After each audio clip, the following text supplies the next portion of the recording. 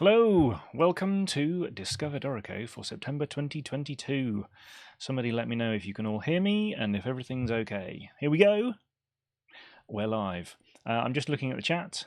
I'm slightly scared by some of the people who are in it. Hi, Greg. Greg Ondo. And Mark, I'm not sure what you're doing here after what you told me in your email, but I hope all's well. Today we're going to be discussing various things about Big Band. So we did a session before on entering a symphony, how to enter symphony and tips and tricks on note input and all that kind of thing. And what one of the suggestions then was let's look at a big band example. So what are similar kind of note entry tips and tricks, but of course there are different things that you want to do for big band. There's some different instruments, there's some different options that you'll want. And very kindly, I was sent a score which we can use. So here I have a score which I was sent by email. This piece is called Tailwind, and this is by Stan Martin. So I don't know if he will be watching. Oh, I've just seen on the chat he is watching. Hi, Stan. So thank you very much for sending me this score. I've made a little PDF of this one. If you want to buy this score, then I'm going to advertise his email address for him. So sttrumpet@hotmail.com. If you want to get in touch with Stan, if you want to buy a copy of this as a PDF, then get in touch with him. There's also a really good recording of this with all live players, which is available on YouTube. So I'll at the end of this session, I'll put a YouTube link in the description at the bottom, so that there's a link to that video as well, so you can go and have a look at that one if you want to hear how it sounds with real players. So what we're going to do today is look at how we'd set this kind of thing up. How would we set this kind of style up? How would we do this? What are the quickest ways we can, do all the note input and that kind of thing?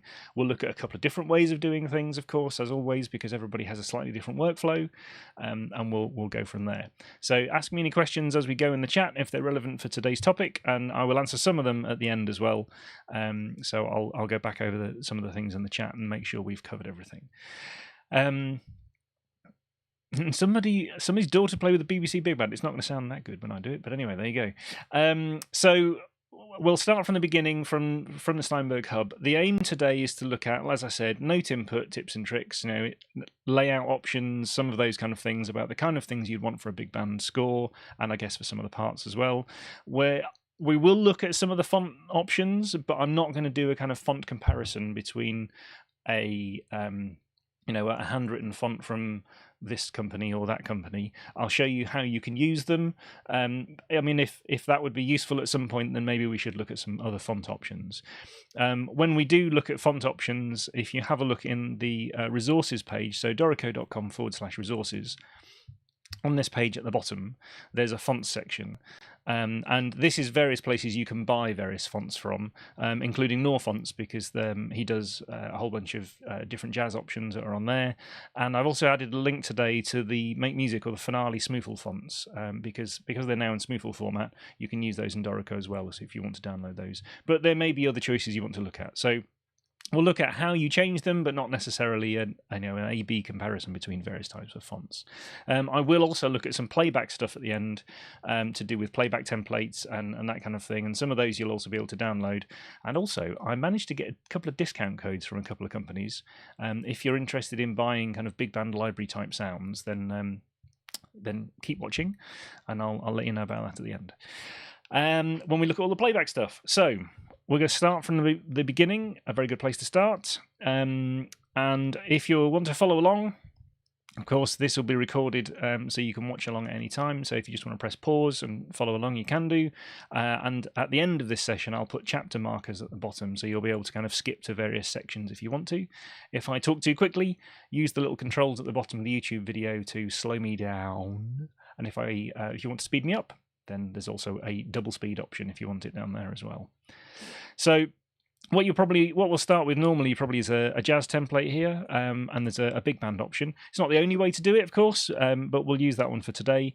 And because this score I've got is a landscape mode, and I'm going to switch it to landscape, you may not be on A3, you may be on tabloid, so you can take your pick as to what size paper you want.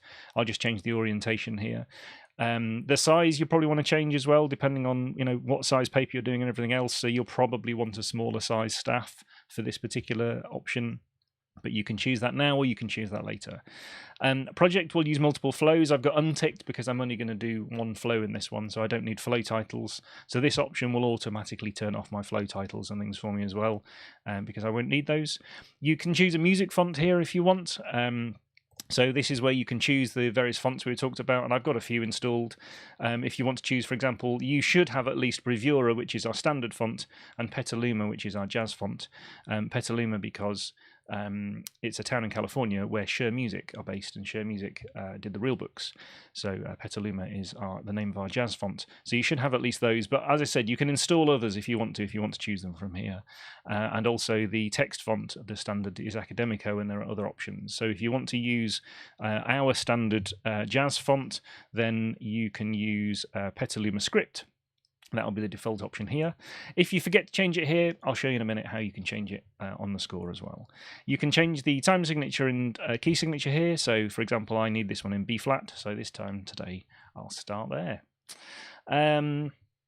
There's a quick font question. Can you change, or can they change the spacing as for text fonts? When you switch fonts, it's probably more to do with things like note spacing rules.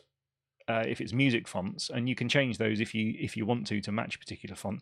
It also may affect things like stem thickness, flag design for the eighth notes and that kind of thing. There's also things like particular sizes and spacing of things. They might be engraving options type things you want to change as well. So that might make a difference to the type of font you're using. And I think probably some of the font designers would tell you if they've got some particular ones in mind, or if you're using, for example, a Finale font, then you may want to copy some of those settings. So anyway, we'll create the project here. I've got the standard font chosen, so I'm going to have the big band score here with all the instruments I'd expect. So our big band template has 2 altos, 2 tenors, and a bari. It has 4 trumpets. It has 3 trombones and a bass trombone, a guitar, a piano, a bass guitar, and a drum kit. Now, if I want to change the look at any point during the project, then I can also do that from the library menu, and I can go to music fonts. And from here, I can choose a different option here. So if I chose Petaluma here, for example, it will also update the text fonts when changing the music font, and it will use the font's recommended engraving options. So I'll tick that one, and now I've got the Petaluma style. So your choice whether you prefer them. Some people really like them, some people don't. Some people think because they've played so many of those types of fonts that jazz looks weird if you don't use a jazz font. Some people think it looks terrible if you do, and you should never use one. Your choice, your choice. Right, so a couple of other things in case you haven't done it that way, in case you want a different lineup. When you add solo instruments down here, and you search in here, and of course you've got your families of instruments, and you could search, for example, for alto sax, and you could add it this way if you wanted to. If you're going to be doing that and adding things yourself to a project, then what you may also find useful is once you've added one, you can right-click and you can do duplicate player. And I use this quite a lot, so I've set myself a little shortcut or a key command. So when I talk about key commands, they're in Preferences, in the key commands section, and you can just search for the thing you want to set a key command or a shortcut for. So if you're going to do this kind of slightly manually, then you might want to use that option to duplicate a player once you've got one. For example, you create one trumpet player, you hit that shortcut 3 times, you've got 4 trumpet players. The other option you can use is the ensembles option here, add ensemble. And in the ensemble builder, you can choose various options in here, and some of these are quite useful. So you can ignore the woodwind and the brass sections, but in the woodwind/brass section, we have, for example, pop horn options for 3, 4, 5, and 6. There's also big band horns. So if you've created a piece and you just need to add a big band horn section, then this gives you exactly the same as the template we've already loaded, at least as far as the horns are concerned. Also down here in the rhythm section, there's a jazz rhythm section, which basically gives us the rest of the big band. So if you have started with your own blank template with no instruments, actually using this option here for big band horns and this option here in the jazz rhythm section would get you what you need. And in the build section, you can type things like big band horns, and it will add those in here as well. So you can do that, and then you can add a jazz, if I could spell can't spell, jazz rhythm section. So you could do this, and this would give you the same instrumentation all in one go if you wanted to add them that way. I'm not going to do that today because I've already got them. And I'm also going to remove this empty-handed player that I created and delete its layout because I don't need that. So whichever way you want to create them, you can add the instruments to an existing score. You can use our big band template. It's up to you. Right, let's move on from here. I'm just checking the comments. Sorry, I think... and Jeff's on the case anyway. Thank you very much, Jeff. So if you haven't already, and you maybe even in an earlier version of Dorico, if you have flow headers turned on and you don't want them, then in your layout options, which is in the library menu here, layout options, or if you just press Command-Shift or Control-Shift-L, then in here for flows, you can turn off flow headings. You'd want to select all of your layouts here and then set show flow headings never. Mine is already like that, so I don't have the extra flow 1 option on here. You can see I've also got quite a wide score here because I've used landscape paper. That was the preference for this particular big band score, so I've gone with that one as well. There's a couple of other things on instrument choices just in case it would make a difference. So when I created this big band template, or used this big band template, this baritone saxophone player here is a treble clef on the score, and an actual, in the case I've been sent, it's actually a baritone sax. And there's a couple of different ways you can do this. When you first create the instrument, or if I go up here, I can choose change instrument, and you are creating a baritone saxophone. You can have a bass clef full score. So if you just do a change instrument, then that one will give you baritone saxophone on the full score. But it also gives you a bass clef on the full score, and in the part, if we just switch to the part for a second, then you get a treble clef. So that can be quite useful for instruments that have those kind of big ranges, and it's up to you which one you prefer. You don't have to do it this way, because if you do it this way, you've also got to edit the name, because this one was quite large. And actually, I think originally we'd put maybe Barry Sax, or maybe we just put Barry. I'm not sure. Anyway, well, let's do a bit of both. So let's edit the name and just say we've got Barry Sax and Barry in there. The other way you can do it, if you want to, is in the full score, if you right-click on this layout over here, you can go to Clef and Transposition Changes, you can choose the baritone saxophone, and you can see here it's already got an override for that for a bass clef, but you could change the concert pitch one to bass clef, and the transposed pitch one would be treble clef when it's in the part. So you can do it in here as well, should you want to, should you need to, depending on how you want to do it. I've used the change instrument option over here. It's done everything for me. I've just changed the name. The other thing you'll notice is that in this particular template, which is different to if you've created the instruments yourself manually, it just says alto 1, alto 2. It doesn't say alto sax, and it doesn't say in E flat. You will get that in some of our templates, or if you've created the instrument in a different way. So when you go to the edit names, this one says it's actually been edited. We've already edited it, basically. And we've also set the show transposition option to never. So it will never show the E flat for the alto saxophone. That's kind of a given, I guess, at this point. But the trumpets are showing that they're in B flat. And the tenors over here are showing they're in B flat. But of course not on the score. So when you switch to the part, let's say for the tenor, it says B flat. And if you'd actually like a flat symbol in here, you can change this too. So on the right hand side over here in setup mode, on the right hand side just for this layout, I'm going to double click to edit this. I'm going to remove the word flat and the space. I'm going to type 2 curly brackets and 2 @ symbols, and in the middle I'm going to write the word flat. And that's our token for flat. And that means that here it's going to show flat, here it's going to show flat, but on the score, we're not showing it anyway, so it's fine. The trumpet in B flat here is showing because it's an automatic option. So this is just another way of doing it. So here, when you go to edit names, this is following the layout options for the trumpets. So it's not actually in the label. Where's that then? So in layout options, for the staves and systems, as well as showing whether you're showing staff labels in full on the first system and abbreviated on subsequent systems, you can also choose whether you are showing the instrument pitch or transposition in the full staff labels or in the abbreviated staff labels. So if you need to decide, yes, we need to show the trumpets are in B flat in case you thought they were in C, or for some other reason, then you can do that. So there's all sorts of options here. these actually layout options are probably the ones people will use, but just be aware our big band template, the saxophones are not following the layout options. They've got individual overrides already. So it depends how you created the instruments, depends which ones you want, but there you go, there's a whole bunch of options. The same may apply to things like, I don't know, other transposing instruments, or whether you want your trombones in treble clef or bass clef and those kind of things. So now you should have all of the knowledge you need for your instrument to do the particular thing depending on the options you've chosen. Yes, and there's a propagate layout option.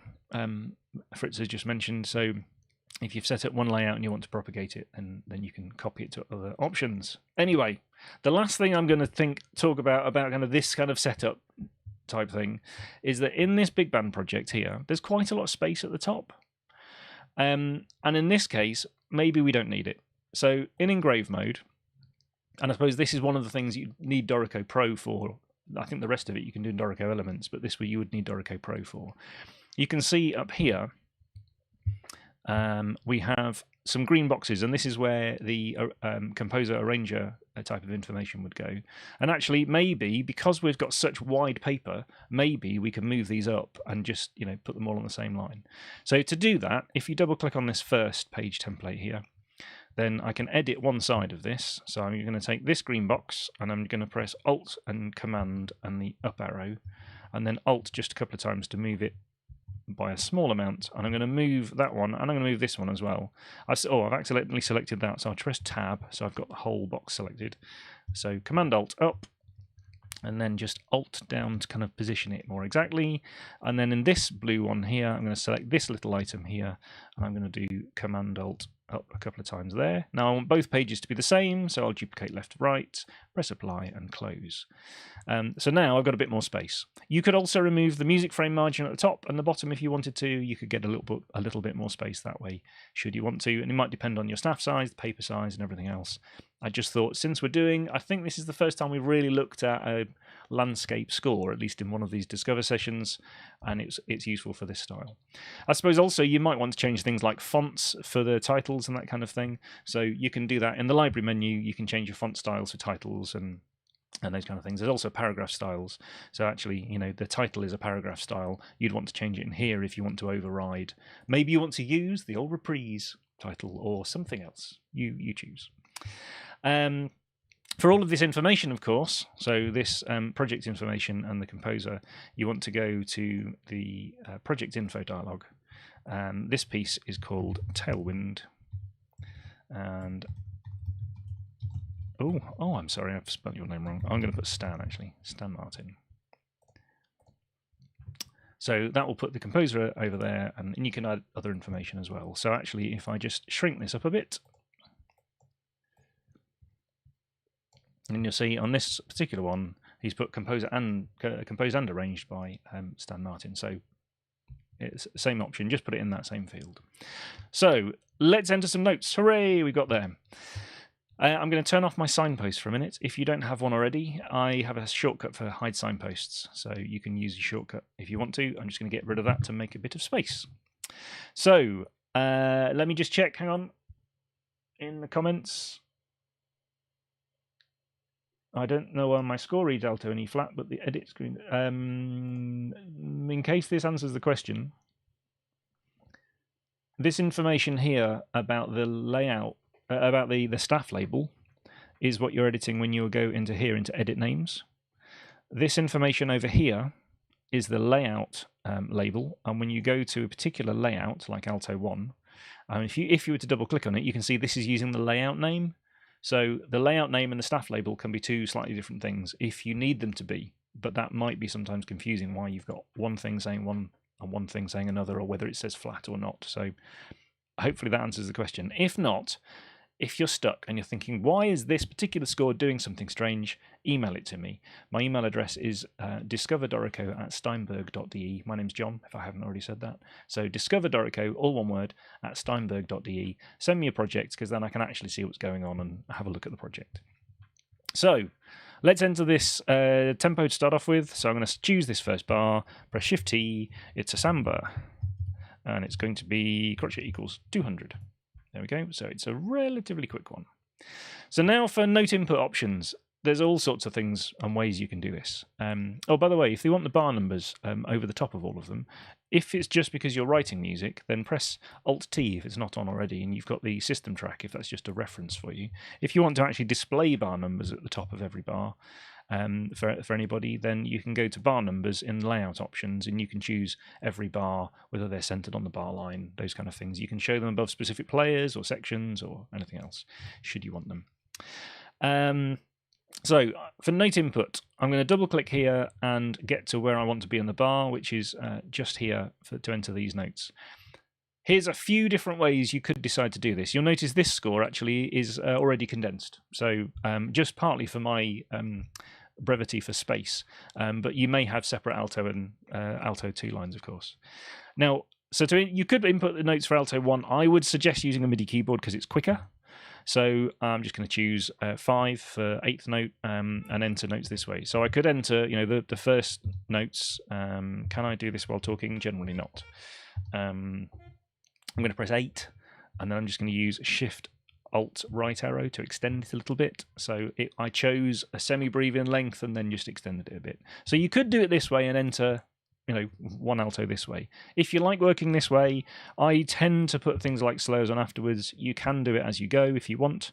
If you then just press the right arrow, you can move on to the next note, and you can use these buttons here, which are the 4 buttons to the left of enter on my keyboard.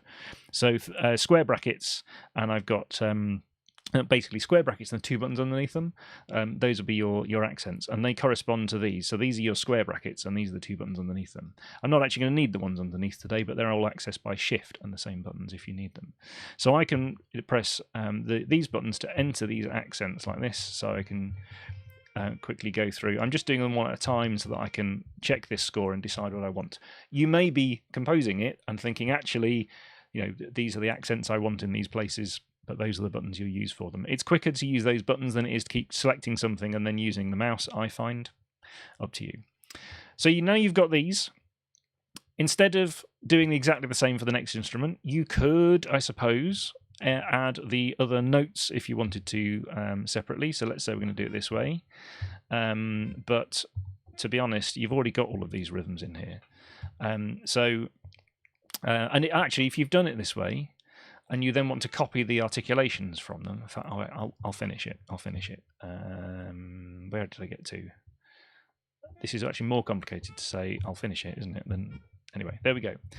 So you can copy these notes. So I've selected just these notes. I'm just going to press copy, Command C. I'm going to choose this note here, and I'm going to, instead of paste, I'm going to use this paste special option for paste articulations. This is really useful for this style. I've set my own shortcut again for it. So go to the preferences, or if you're on a PC, go to edit preferences, key commands, look for paste articulations, set yourself a shortcut so that you can then just paste just the articulations and keep all the notes as they were. So that's another way of doing it. For the second, for the 2 tenors, what I'm going to do is I'm going to double click here. I'm going to extend the caret over both tenors at the same time. And I suppose another way you could do it, if I can work it out, and my brain might do it while I'm talking, probably not. I'm going to enter the first note, which is the same for both tenors. I'm going to press S for a slur, enter the second note, and then I'm going to press Shift S to stop the slur. You could enter the articulations as well, but I can't talk and do that at the same time. Anyway, I'm going to press a chord, which means 1 note goes on each tenor.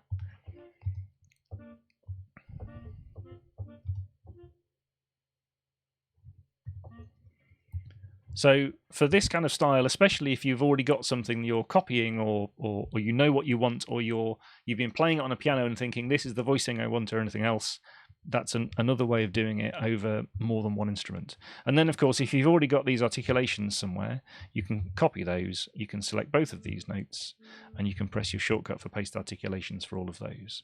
And for the baritone sax, the other option you can do, if I select these, in fact, I don't need to copy them. What I'm going to do is use my duplicate to staff below shortcut.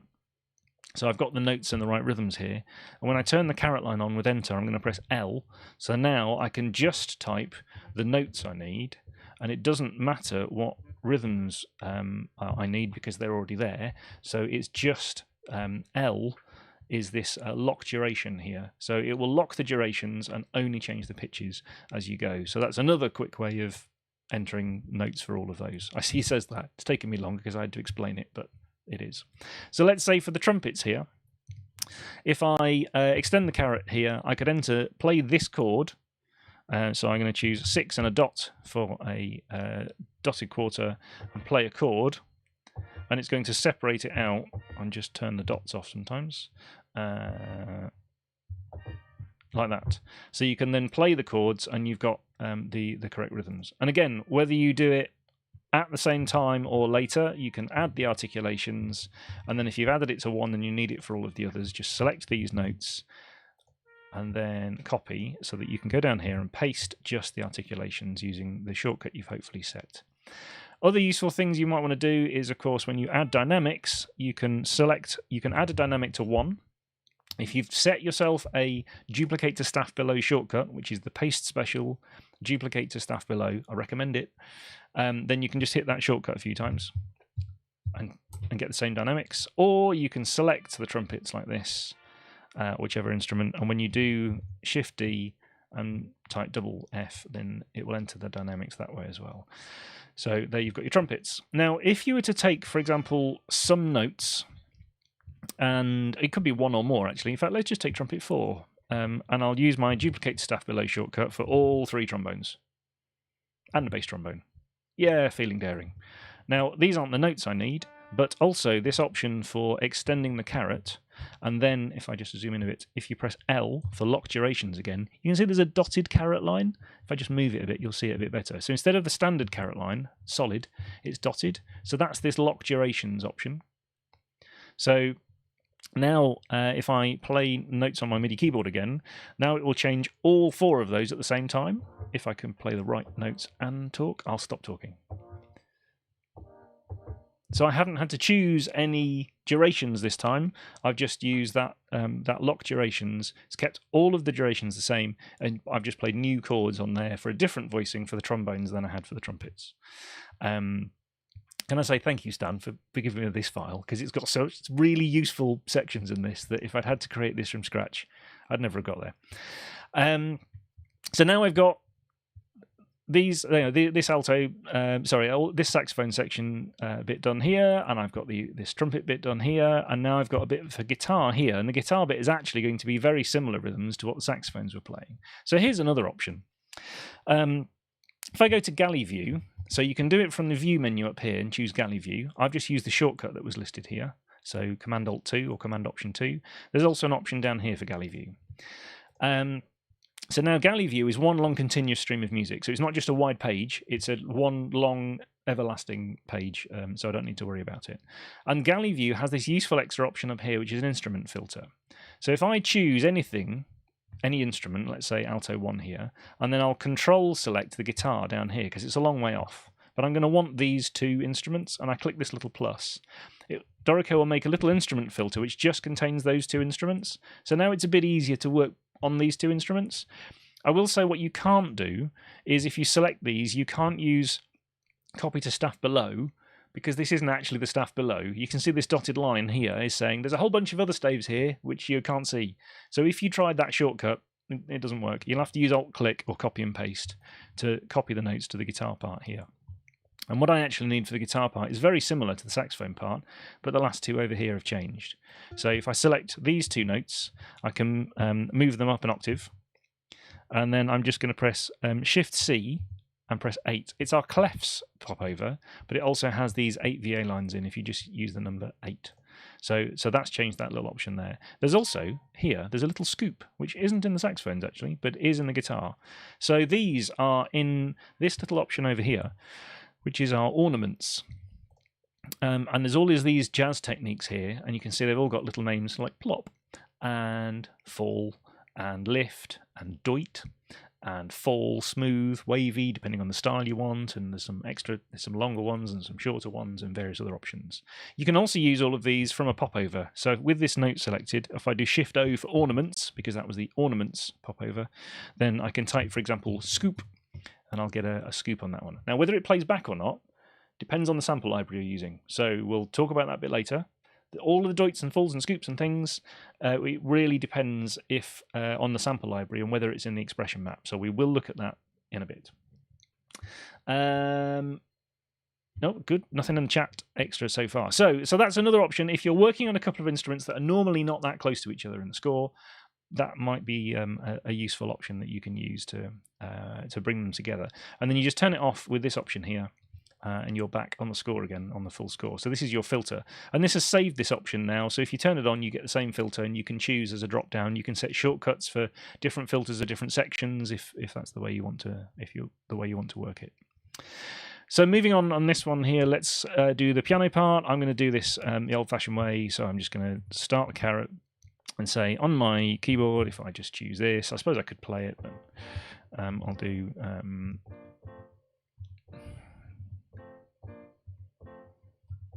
like that.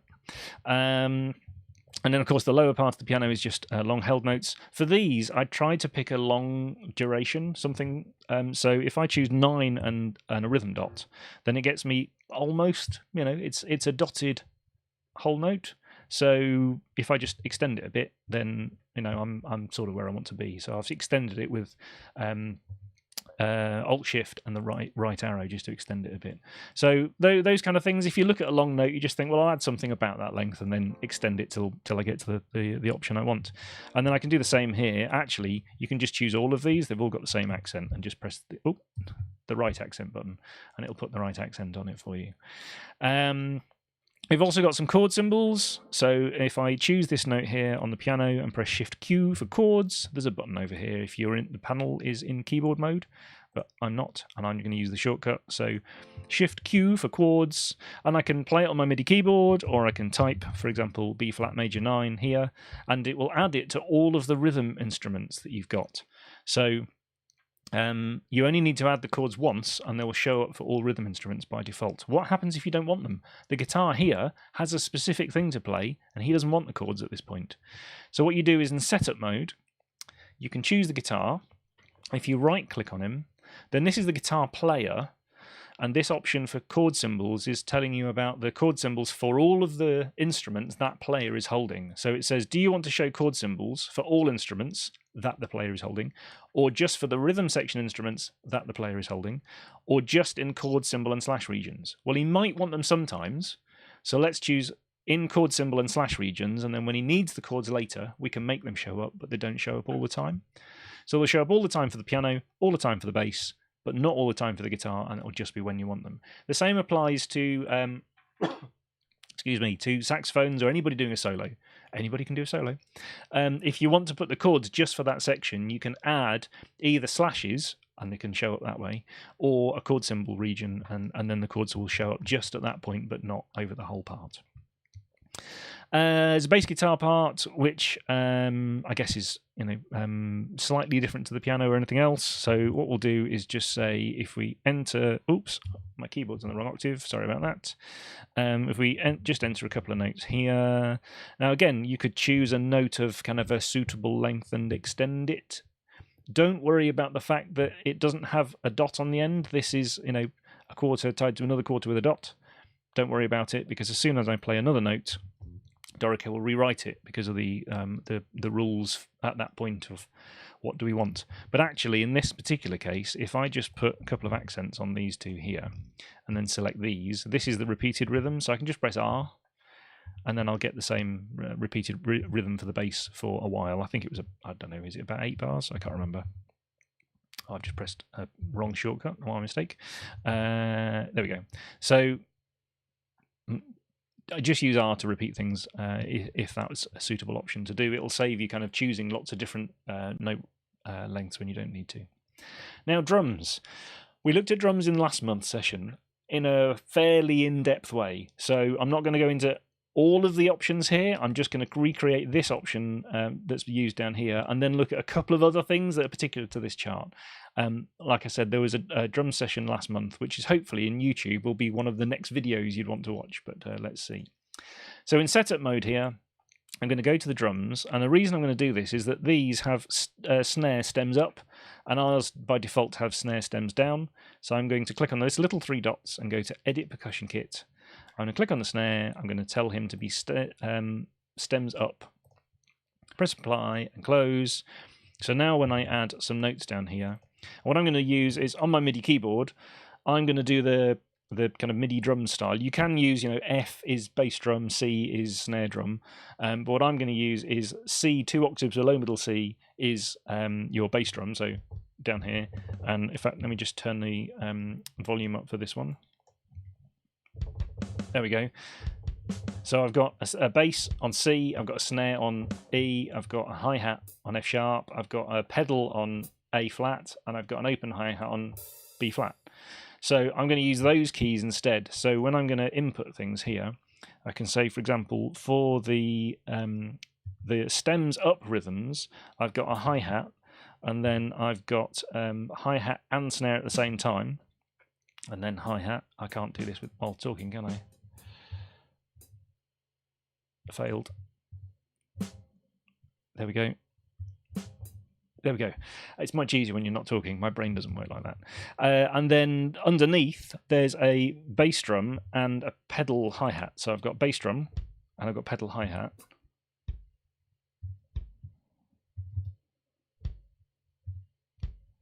You can see my brain working. Except my brain doesn't work, does it? There we go. I can't do that and talk. It's possibly sometimes easier to hit this record button and play it on your MIDI keyboard. Yeah. Whatever method you like, use that. And then in this particular case, they've then got lots of slashes. So, okay, let's do that. So I'm going to put lots of slashes in here. So I'll just choose some bars. I've used Shift to extend the selection. I'm going to press Shift R, and I'm just going to type slash. And I'll get a slash region. Now this slash region says 4 here because this is the 4th bar of slashes, when actually it shouldn't do. So these are the first 2 bars. The other option I suppose you could use is the bar repeat symbol, which is just another option. So the bar repeat symbol is when you do Shift R and you do %2, for example, and it will repeat the previous bar or the previous 2 bars. Like that. In this particular case, we want slashes. So I'm going to do slash, and then while it's selected in the properties panel at the bottom, so Command 8 to open your properties panel, or there's this little arrow at the bottom of the screen down here. In here, with this selected, you can say actually count from bar 3, because the first 2 bars were these 2. So I've got 1, 2, 3, 4. So now it knows what it's doing. And if you keep on extending this region, then there's bar 8, and you could keep going, if I extend it. And you can either drag this little handle here, or you can use the same shortcut we use for notes, Alt, Shift, right arrow, or Option, if that's what your keyboard says. And you can keep on extending your slashes that way as well. So extend and contract left and right arrows with Alt, Shift. So that's one option for these drums. Now, there's also, there's some notes above here, which are to denote hits. So there's a few different ways of doing this, and I think we've looked at them in other sections, so I'm not going to go into massive detail, but what I'd suggest, backtrack. If you do it this way, you need to create a slash voice down here, which we did in last month's session. But for speed, I'm going to use a different option. So apologies, Stan. I hope this is okay. If we need to do the other one, I'll do that at another time. But basically, these hits here are the same rhythm that was being played by the saxophones and the brass, actually, at this point. So it's to tell the drummer, this is what everybody else is doing, and we want these hits, please. So what you want to do, really, is probably now use cues. Probably. So what I'm going to say is, for now, I'm just going to take away these slashes. We'll put them back later. So in bar 8, 1, 2, 3, 4, 5, 6. Yeah, it is. Yeah. So in bar 8, we want these notes that we haven't got to yet, which were over here. Ah, right. Let's cheat.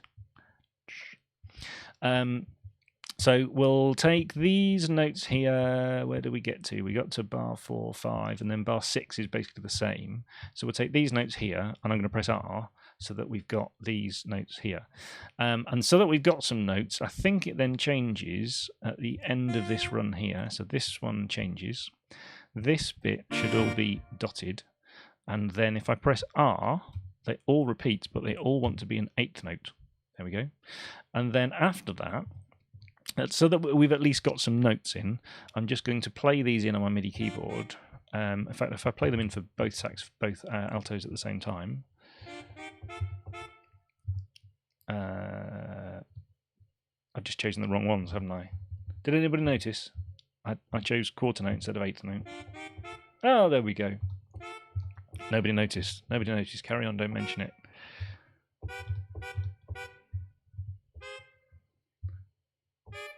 Oh, even I could hear that was wrong.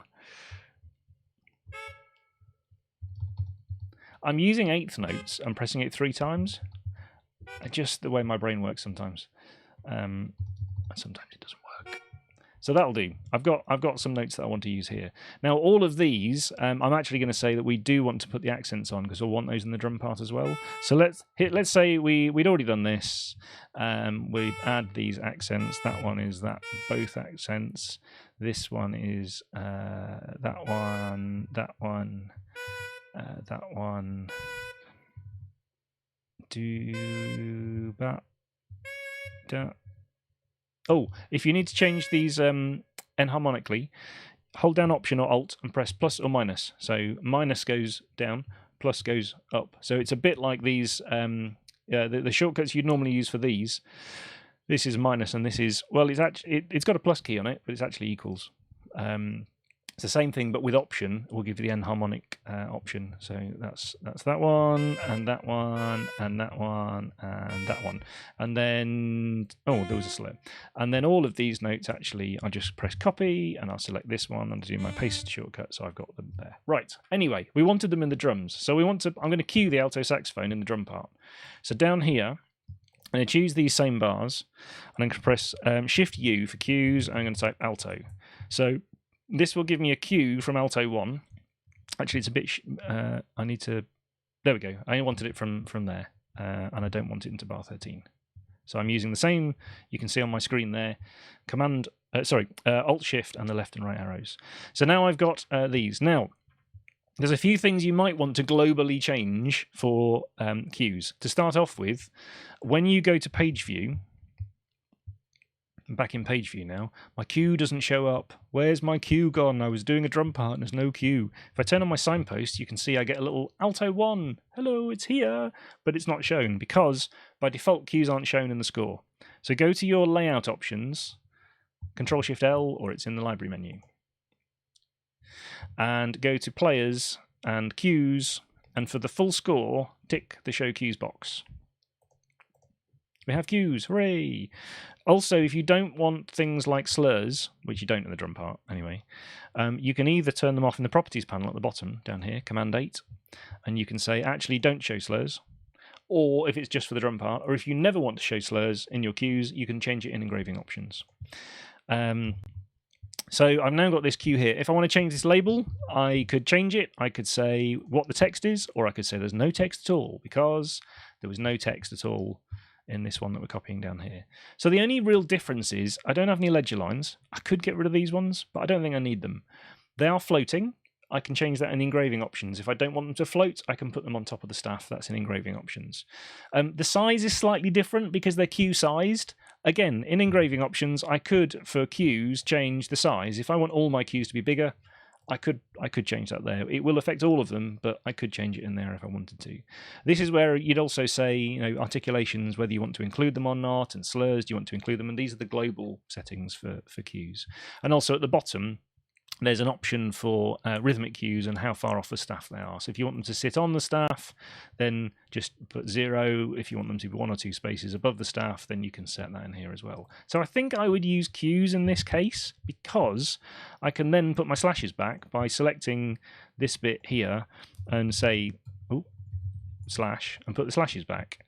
Of course, I'd have to change the numbers because I deleted them, but that's okay. So I can say, slashes and count from bar 3, please. So I think speed-wise, I would probably do that if this is the look I want. However, this would also have the advantage of playing back. And I've tended to, for drum parts now, if playback is important because you're also going to do an audio version of this project, then I would maybe consider something else, which is to add a second drum kit just for playback purposes, because the drums are the one part that can vary quite a lot between what's printed on the page and what the drummer's actually playing. Because you want to kind of indicate what you want them to play, but you want them to apply their own magic when they actually play it. So putting that in the part and hiding it behind slashes, you can do it. If you use these slash regions, it will hide notes behind them. So you can put the notes in and just use a slash. But then it's more complicated when you want to add other things as well. And how about this option? In setup mode, duplicate your drum player. So we have a duplicate here. Be aware that what it'll have done is give you drums 1 and drums 2.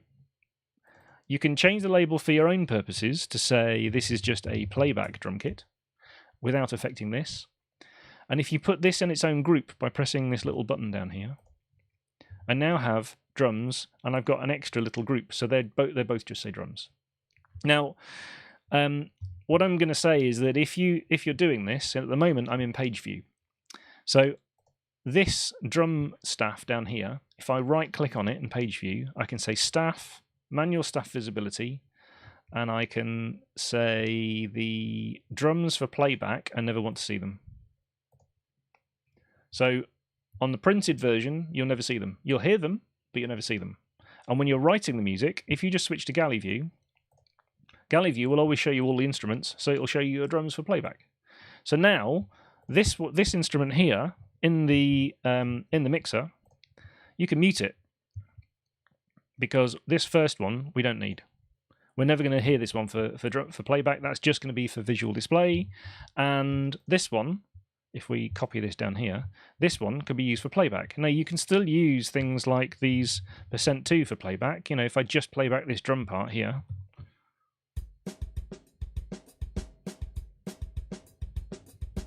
then it will play back. But when you get to these here, you can then do things like these hits and put them in the part at the bottom in a way that makes sense to play back. So, for example, if I take the alto part again, I'll copy it. This is where I should be using instrument filter, but I'm not. So I'll copy those notes. And in the part down here, what you'd expect to be able to do, but you can't, is when you start your caret, you go to the instrument you want, like snare drum, and you press paste. It doesn't work. So what you need to do is first go to Layout Options. We've been there a few times today. Command-Shift-L. It's in the Layout menu, in the Library menu. And go to Percussion, and temporarily tell your drums playback to be a single line staff. Now choose your snare drum. Here it is. And press Paste. So now I've pasted the notes just onto the snare drum. I also didn't want that slur. So now I can go back to Layout Options. You can leave this open on a second monitor if you have one. Leave it open, come back to it, just say 5-line staff, apply, close. So now I've got the notes from the alto and all of the accents pasted onto the snare line. I can continue with my drum rhythm if I want to also, add this for some bars.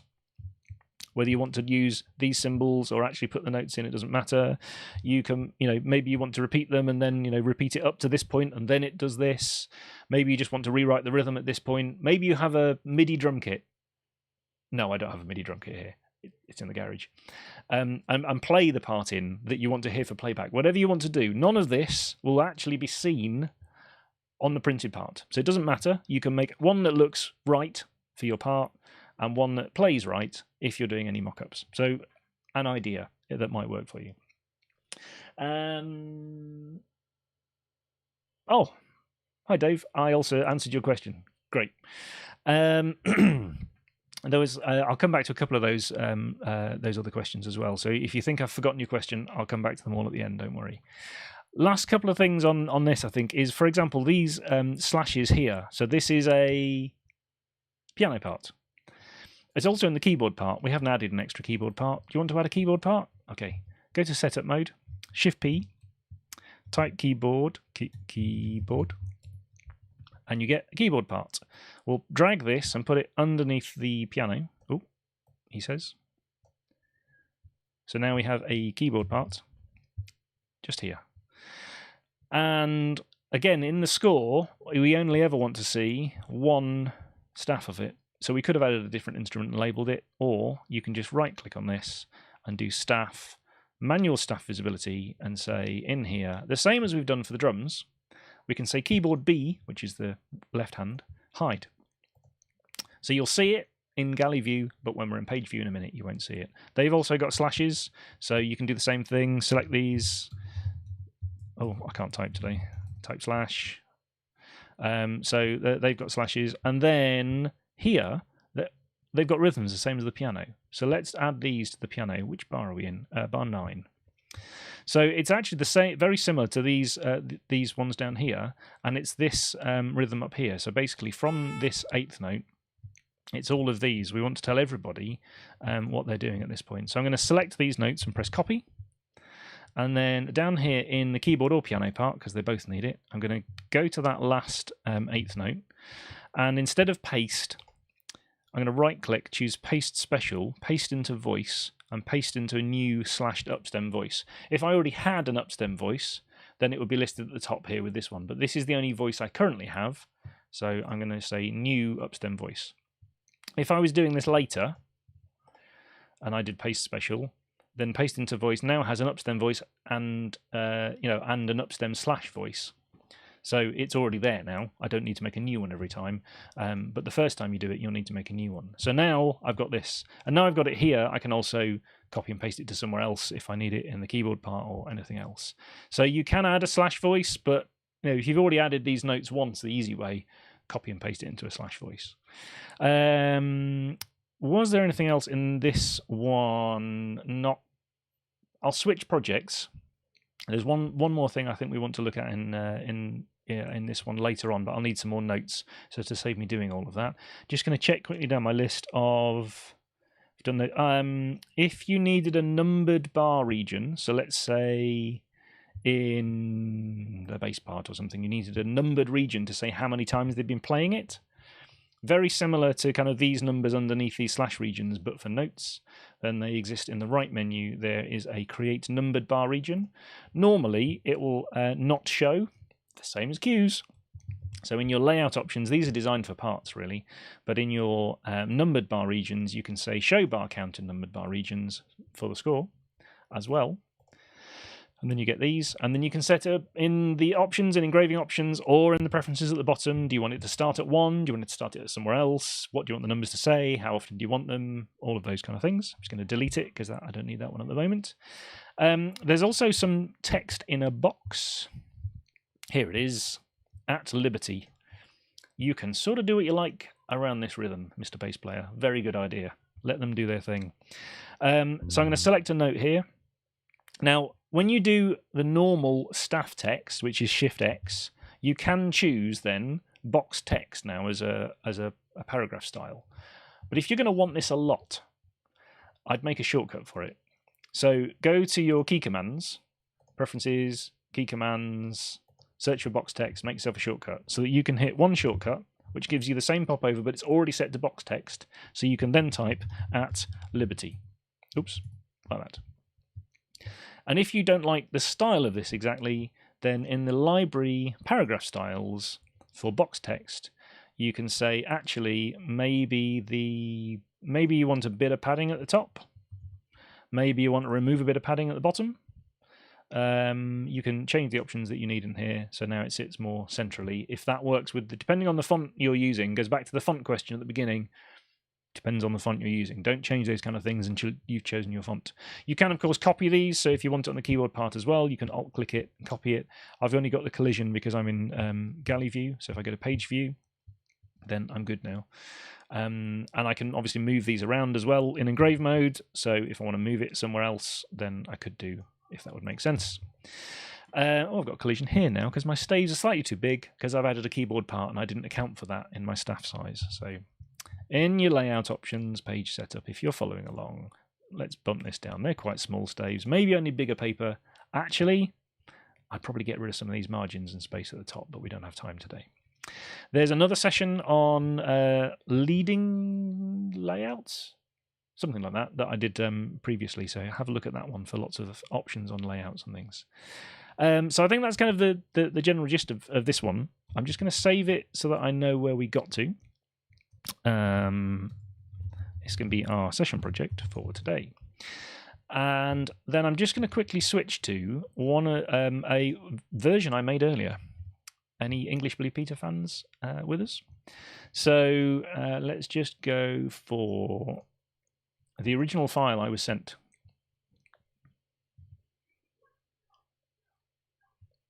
I think it's this one.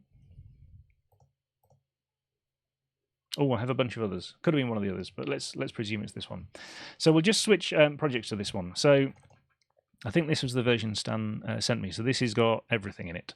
Because this was the quickest way to show you things like there was a repeat in it. So we have repeat bar lines. We didn't look at double bar lines and that kind of thing either. So if I choose a bar line here and I do Shift B for bar lines, then I can type double pipe and that will give me a double bar line. It could also, in the panel on the right hand side, I can choose the bar lines from here. You can also type the word double if you prefer. Actually, I think this is not the project I wanted. So let me just find the other one. Bear with me a second.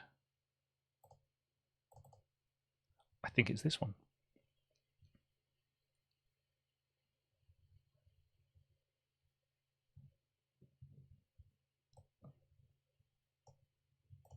Yes, I think it's this one. So let me just scroll. Yes, here we go. This is the one I wanted. So these bar lines here, you've also got these, of course, in the create bar line option for repeats. But for a start repeat, you can also choose a bar line, and in the popover, you can type things like pipe colon, and that'll give you a repeat. And depending on whether you want the wings or not, that's in your engraving options. So if you don't have them and you want them already, then have a look in your engraving options for bar lines, and you can choose. There's a picture somewhere. Shout when you spot it. Here we go. Show wings. So if you don't, I think this is the default. Turn on show wings if you want them. Now, at the end of this section, somewhere. Oh, this is a long repeat section, longer than I thought when I'm zoomed in this far. Here we go. So we need. Let's say we want to recreate this. It's a first and second and third time repeat. So you can choose some bars here. No, I've got condensing on, so I can't choose the notes in this one, so I'm going to choose this instrument here, which is not condensed. I'm going to press Shift R, and I'm going to say I want an end repeat, which will create these brackets. Actually, it would also create this end repeat bar line if it wasn't already there, but it was already there. Now I want this to be first and second time repeat. So in the properties panel at the bottom, I can say number of times played, and I can change this. It says 2, and I can make it 3. So now this is 1 and 2, and this is 3. So that's how you change the numbers on those. You can choose other options as well. So the number of endings, if you've got a second and a third time, ending, there's other things you can choose in there as well. So one thing I didn't mention earlier. Stop it! I've got a small dog here who's trying to. It's dinner time, and you can tell. Is if you choose a note, let's say this one, and you're choosing accidentals. So we did mention earlier about, if you were choosing it was natural, flat, sharp, or anything else. Watch out for your local properties here. So you're only changing it in the score, which is generally a good thing, but you can change it to globally if you want to, and then it would change the score and the part. Because, of course, things like saxophones, they'll be transposing. So it may be flat at one end and sharp at the other, or vice versa, or natural at one end and sharp at the other, more likely. So make sure when you're setting things like your accidentals that you're setting them correctly, either locally or globally, depending on your needs at the time and which instrument you're looking at. And don't forget, you can press W at any time to jump to a part. So if you want to go and have a look what a part is, select something and press W, and you can jump back to your score. We didn't quite mention that if you don't like the chords options that display by default, then have a look in the engraving options for chord symbols. They exist in here. And the rehearsal marks here are showing as bar numbers, and that's because, again, in your engraving options for rehearsal marks, bar numbers has been chosen instead. The default, I think, is letters, but you can choose bar numbers. There's also options at the bottom there for how you want them to display, circles or boxes or various other things, but that's how you change them all to be bar numbers. And if in your parts you really like the casting off options for 4 bars per system, then in your layout options, For staves and systems in casting off, you can set a fixed number of bars per system and optionally a fixed number of systems per frame. So if you want to set that kind of style, then you can do that as well. Make sure you've selected all your parts if you want it on all of them, but do go and have a check of all of them first. And if you want to move a bar between one line and another, it doesn't really make sense here, but let's say I want to move this bar onto the previous line. In engraving options, there's these move to previous and move to next now. And the shortcuts don't come up when you hover. So if you just press comma, because it has the chevron that way and the full stop has the chevron that way, you can move it to the previous system or you can move it to the next system. And what it's actually doing, if I turn on my signpost, is adding system breaks. So if you don't want these, then you can select them and press delete again and you're back where you were. Right, playback. You're thinking it. Yep, it's been an hour already and we're getting to playback. Apologies. Right, so the first thing is, this project was sent to me using NotePerformer. So let's play that one first, and then I've got versions playing the Dorico default sounds, and I've got some playing some other libraries as well. So we'll skip through some of these as well. So this first is a bit of playback. Let me just check. Is the volume up? Yeah. So this is NotePerformer with some tweaks that Stan has made when he sent me this file. So although NotePerformer is not normally used necessarily for jazz, this is NotePerformer playing it.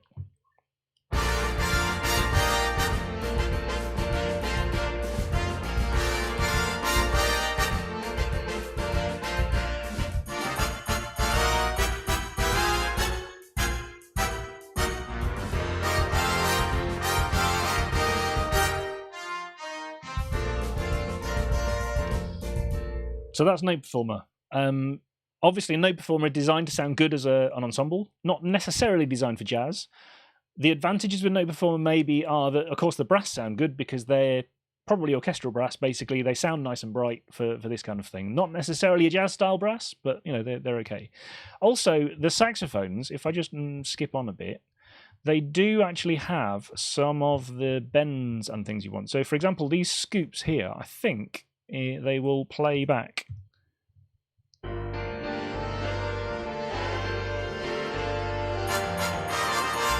So NotePerformer does have some of those, which actually some other libraries don't have.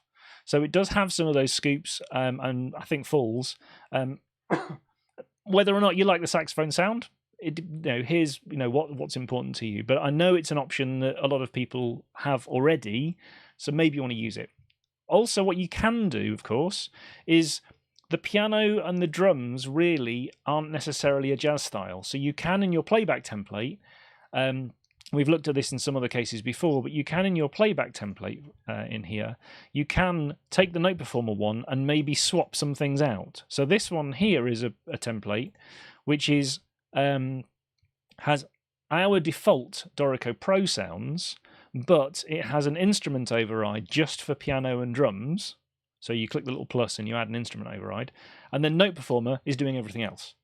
Or you could say rhythm section instruments, maybe the bass you also want to be from our sounds, or whatever your choice is, or whichever library. So you can mix and match libraries. That I haven't at this point, but you can mix and match libraries if you want to. If you like NotePerformer for some things and not others, maybe you like the NotePerformer brass, but you want to change the saxophones, for example, you could do. So that's the first one. Now for speed. Here is an MP3, because it's going to be quicker, as long as it'll play okay, of the Dorico default sounds, if you're just using our default sounds. And of course, this means they're not necessarily balanced for an orchestra like NotePerformer is. So let me just do this.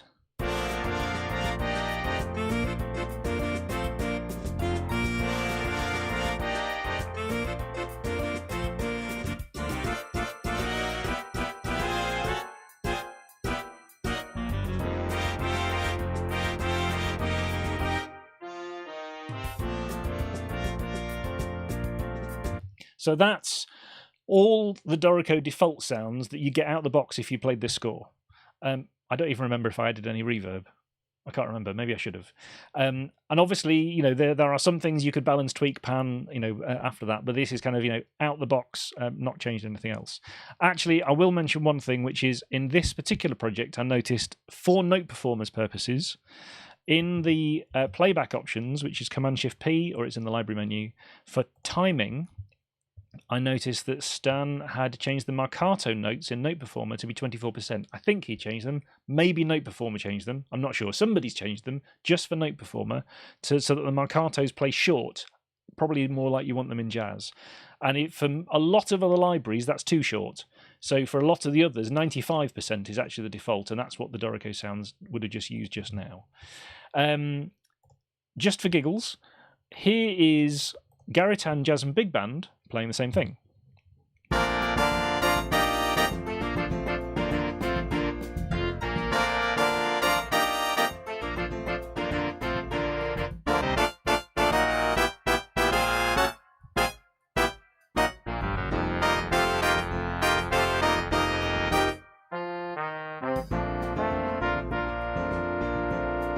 So that's Garritan Jazz and Big Band, because I know lots of people have already had it, because you've probably had it for years.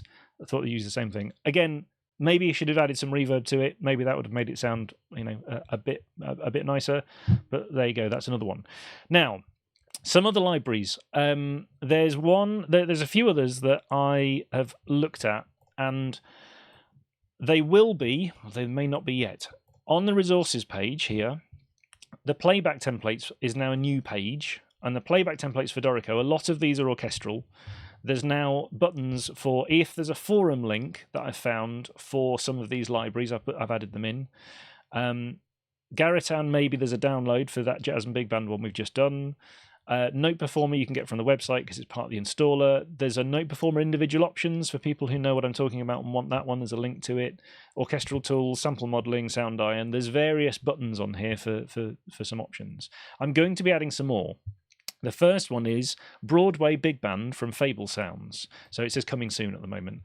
They are about to release an update which makes the notation bit play much nicer. So Broadway Big Band is this one from Fable Sounds. For the libraries I'm about to talk about now, I can't do them justice, right now because, time and everything else. Basically, they play in Contact. You can buy their libraries, and depending on the library you use, and they do 3 options on here already, there's a big band one that we're going to look at, it will tell you on their page, for example, which instruments and articulations they have. So this particular library is good at, for an instrument, having a number of microphone techniques, or microphone positions, or microphone types, and also lots of articulations for things. So plungers, and smear and fall down, and I've mapped these to the scoops, falls, doits, plops, and those kind of things that we have in Dorico. So you can just write those symbols and it will key switch to these as soon as they've done the little fix for the notation options, which should be, they say, probably in the next week or two. So somebody's just put, they're finally getting the update out. That's what they're telling me. Now, this is an expensive library because they do have all of these microphone techniques. If you go, for example, to the saxophones, there's clarinet, soprano saxophone, alto saxophone, there's lots of techniques for alto 1. However, there aren't many techniques at all for alto 2. When you're using it as a section, that probably doesn't matter, because as long as some of the saxophones fall, it gives you the right sound.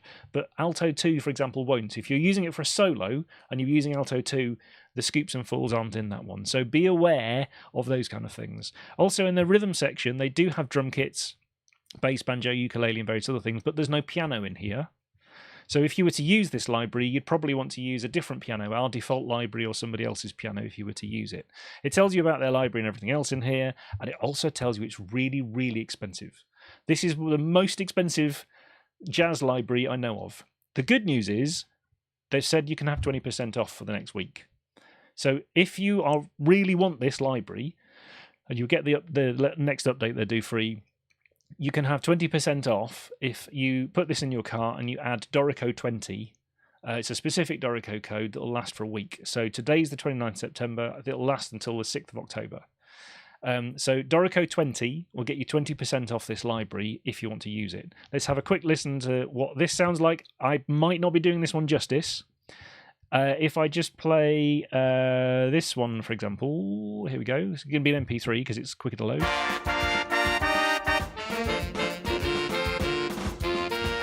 Noticeable baritone saxophone.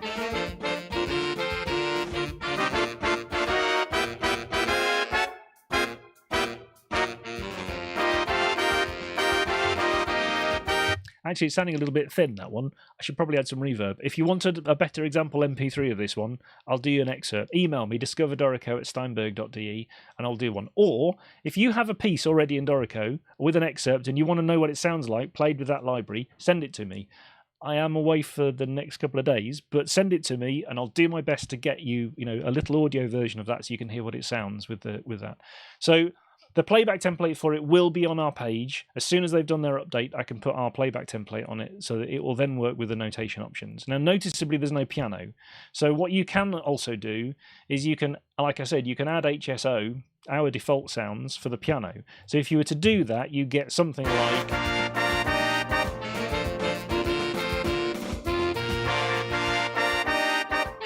You hear the piano in there as well.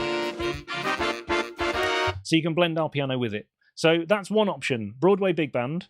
It's expensive. There's a lot of techniques. There's a lot of different microphone options. I've chosen one microphone option for all of the instruments. If that's not the one you like, let me know.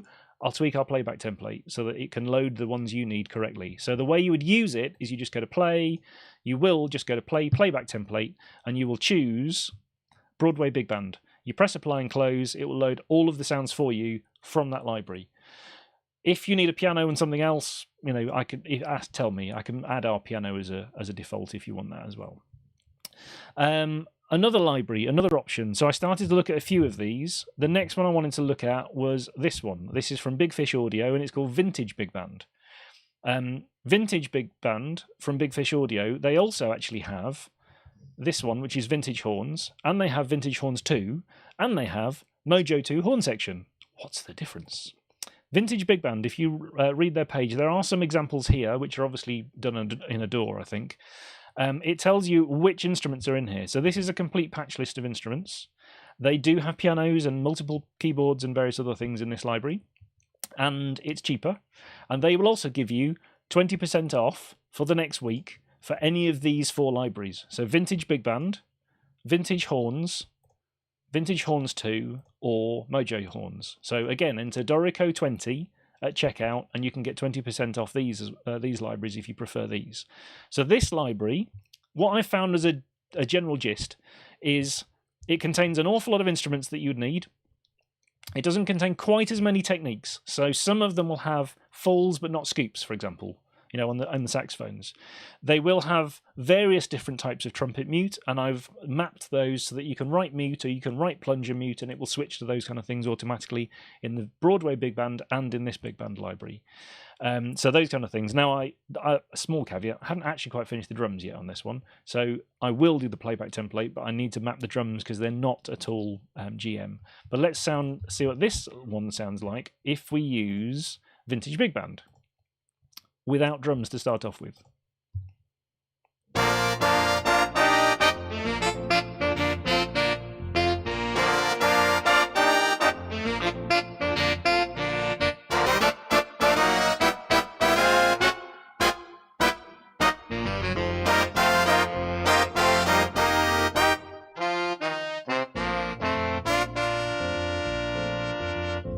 Nice little vibrato at the end of that phrase there. If you were to, for example, add our default drum kit, might not be the best one for this, but let's just say we did.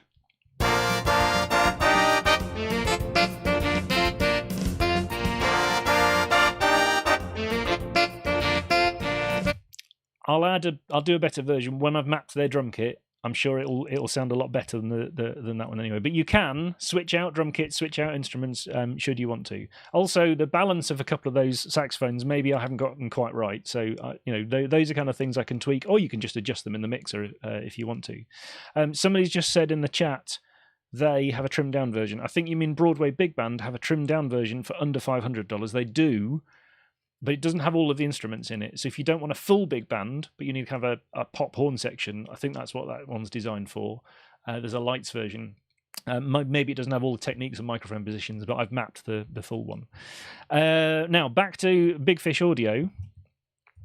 I've also done some of Vintage Horns. Now, Vintage Horns, when you scroll down here, tells you it only contains alto flute, alto sax, baritone flugel, soprano flute, tenor sax, soprano sax, tenor sax, So there's 2 tenor saxes, trombone, trumpet mute, and trumpet open. So it doesn't contain anything else. There's no drums, there's no piano. You can use all of ours for it, of course, but it doesn't contain anything other than these instruments. There are these multis. If they're useful to you for something else, this library might be of use. I've not mapped any of those for Dorico because they're not really that much use for us very often in Dorico. So for the individual sounds, if you want them, then you would get something like. Have I got one for this? Not this one. There is one. I can do you a file if you want one for that one. But the next one I wanted to look at was Vintage Horns 2 because they'd done an update, another one, and this one contains various techniques. Again, check your techniques list. There's scoops, there's Doits, there's Vorwolfs, and various other things for this one. And there's specific a 60s cool jazz trumpet, and a bass flute, and a bass saxophone, a classic film noir alto saxophone, and a 70s retro lead if you prefer trumpet, and a retro R&B alto. So they're very specific kind of tones. And for example, the vintage jazz Barry sax, now vintage can mean all sorts of things. This one's Jerry Mulligan, or inspired by Jerry Mulligan. So if you were to use this library together as a big band, and they're not necessarily designed to to blend as a big band, then again it doesn't have pianos and drums and things like that. This is just designed for just the horns, but Vintage Horns 2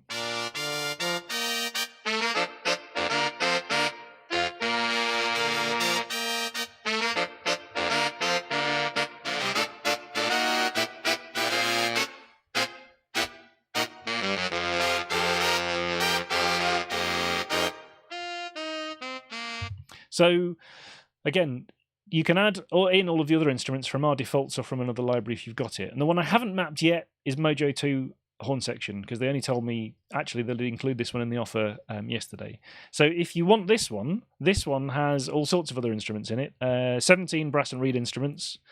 They've even got simulated muted flugelhorns and things in this one as well. So if you're thinking of buying a library, check in detail what the instruments are that they contain, but also check the techniques that they have. Because if you really want a particular technique, then you're going to need to to find a library that contains those, because that's going to be the important things for you. Though if those scoops and bends and things really make the sound for what you need, check in the details for each of those. But as I said, for Broadway Big Band, this one, 20% off if you put it in the cart and you say Dorico 20 as a code. This vintage big band from Big Fish Audio, or from them Vintage Horns, or Vintage Horns 2, or Mojo 2 horn section, 20% off all of those if you put Dorico 20 in the cart. Then for the next week, for those 5 libraries, you can get a discount on them. To use them, you'll need a playback template. You can hassle me if you like on discoverdorico@steinberg.de, or just keep checking on this page, because I'll put them there as soon as they're available on here for Fable Sounds, and there'll be an entry for Big Fish Audio at the top. So I'll put them the options in there as well. I'm hoping I should get them done in the next couple of days. Like I said, I'm away for a couple of days as well. So the offer runs for a week, and around the same time I should have them there, so you can try these libraries out. If you've got a little file that you want to send me and say, can you play this through XYZ, please, to tell me what it sounds like, send it to me. Let's have a look. If another session would be useful on just this playback stuff, email me, discoverdorico@steinberg.de. Let's talk about some of these things and how we can put some more of these different sounds together. But there's a bunch of jazz libraries and jazz options. What's your favourite? Are you going to say it's Swam? If it is, all right, maybe we should look at some of those and do some playback templates for them, if that's the one that you want to look at. Is there something else that you think, actually, this one will be really useful? Somebody did point one out to me the other day, but it requires the full version of Contact. Do you want a library that you have to also buy the full version of Contact for? Because all of these so far work in the free versions. Let me know. discoverdorico@steinberg.de, and let's have a look at those. So, Glory Days Big Band Horns, was that the one that uses full Contact? I can't remember.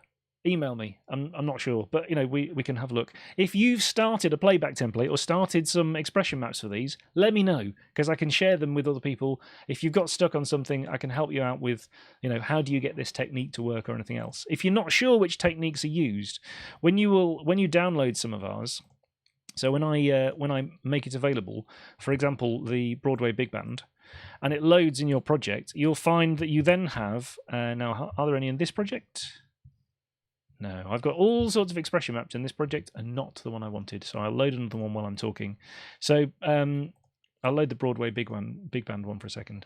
So in the expression maps, it will list all of the techniques that are being used. So you can then see which scoops, falls, or anything else are already mapped. So even if you don't own the library, and you can read the details on their website, but you can also have a look in Dorico in here. I have a little shortcut for expression maps. So for Broadway Big Band for alto sax 1, there's doits, there's falls of different lengths, fall down slow, glide down. There's a couple of different options for naturals, whether or not they're using the long version. There's scoops. I mapped smear to one of the notes as well. Staccatissimo and staccato. Vibrato is in there, and so is sforzando. There's also a growl add-on. So if you add the word growl to the score, then it will add the growl to whichever techniques are being used as well. And that's the only library I think I've found so far that has that one. But for alto sax 2, it has a very small set of options. For tenor sax 1, loads of options. Tenor sax 2, a fair number of options. Trumpet 1, lots and lots of options, including all sorts of different types of mutes as well. So there's cut mutes in here, there's harmon mutes, stem in and out that have been defined. Trumpet 2 has some, but not all of them. So, it depends exactly what you need. You can, of course, also change. So if your trumpet 2 needs to have all of the mutes, then you can choose your trumpet 2 from here. In the track inspector, you could map it instead. You can press the little E, you could load trumpet 1, so you would have all of the mutes and everything else in there. You just have 2 trumpet 1 sounds. Pan them if that makes a difference. But also remember to change in the endpoint setup. Make sure that this expression map matches what you've loaded at the other end in Contact, because otherwise you'll get the key switches for one instrument and you've loaded a different one. So if you change the instruments manually, make sure you also change your expression map, and that applies for any sample library at all. So I've talked a lot. I don't know, Dan, if the template for the Broadway Big Band will also work for the trimmed library. I'd have to see which instruments are in the trimmed version. I'll have a look at their website. I would say it's likely it will. It's just that some of the techniques, there may be extra techniques or extra instruments in the full version. So I would say it probably will. And if I need to trim a few out, then we can either remove them or you can just choose one and untick the enabled, and then it won't use that option. So, but I imagine it probably would, but I'll check with them. If you want to email me, discoverdorico@steinberg.de, then I'll check with the manufacturers with Fable Sounds as well and find out. I'm just going to go back through the comments quickly. I think they were all answered. We did that one. Freeze from Keybase to improve. I'm not sure what the problem would be with stability anyway. I've not had any problems running any of these options. Freeze normally is for audio tracks, when you've got an audio track and effects and other things on it, which isn't something we do that often in Dorico to need a freeze option. So at the moment, I'd say it's unlikely right now, but if you want to tell us a particular case, a problem that you have, maybe the answer here is tell us actually what the problem is and we'll work out what the best solution is, rather than us saying we would need a freeze option. But yeah, let me know by email.